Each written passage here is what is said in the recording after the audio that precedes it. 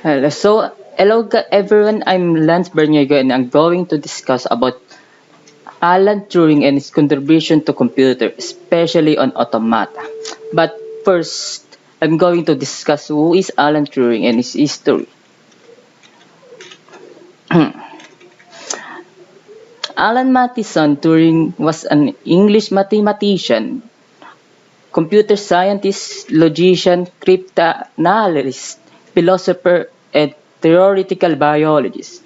Turing was highly influential in the development of theoretical computer science, providing a formalization of the concept of algorithms and computation with the Turing, which can be considered a model of a general purpose of computer. He is widely considered to be the father of theoretical computer science and artificial intelligence. Born in Maida Vale, London, Turing was raised in southern England. He graduated at King's College, Cambridge, with a degree in mathematics. Whilst he was a fellow at Cambridge, he published a proof demonstrating that some purely mathematical yes-no questions can never be answered by computations. He defined a Turing machine and proved that the ultimate problems for Turing machine is undecidable. In 1938, he obtained his PhD from the Department of Mathematics at Princeton University. During the Second World War, Turing worked for the Government Code and Cipher School at Bletchley Park, Britain's code-breaking center that produced ultra-intelligence. For a time he led at HATHATE, the section that was responsible for German cryptanalysis here. He devised a number of techniques for speeding the breaking for German ciphers, including improvements to the pre-war Polish bomba method, an electromechanical machine that could find settings for the Enigma machine. Turing played a crucial role in tracking intercepted coded messages that enables the Allies to defeat the Axis power in many crucial engagements, including the Battle of Atlantic. Now, let's move on to his contributions to automata. Turing machine was invented by Alan Turing in 1938 and it is used to accept recursive enumerable languages. Turing machines are fundamental in concept in the theory of computation and play an important role in the field of computer science. They were first described by the mathematician and computer scientist Alan Turing in 1938 and provide a mathematical model of a simple abstract computer.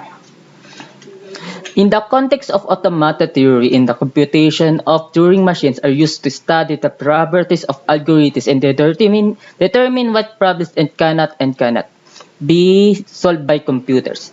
They provide a way to model the behavior of algorithms and to analyze their computational complexity, which is the amount of time and memory they require to solve a problem. The Turing test is one of the most discussed methods for assessing artificial intelligence, or AI, dates back to the 1950s and grows. It grows out of thought experiments devised by Alan Turing in which he devised what he initially named the imitation game.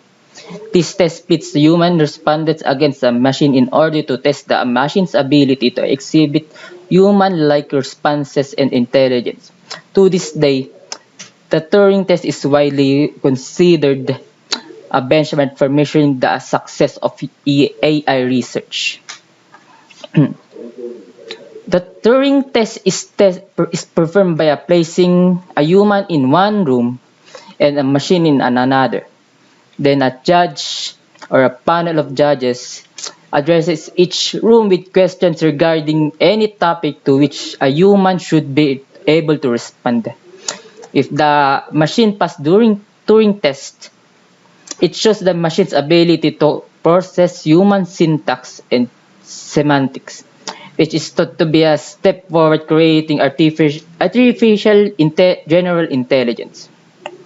Turing-Alting problem. The Alting problem is the problem of determining from a description of an arbitrary computer program and an output whether the program will finish running or continue to run forever.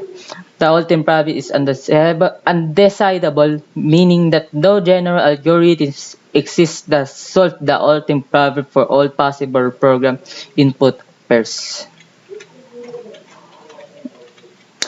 Turing Award. The ACM/AM Turing Award is an actual prize given by the Associate for Computing Machinery (ACM) for contributions of lasting and major technical importance to computer science.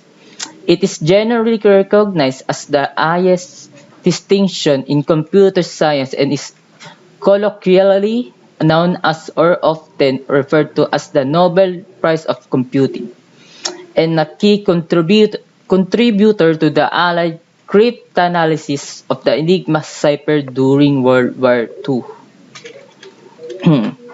So that's all. Thank you all and thanks for the listening, and I hope you enjoy my discussion. Bye.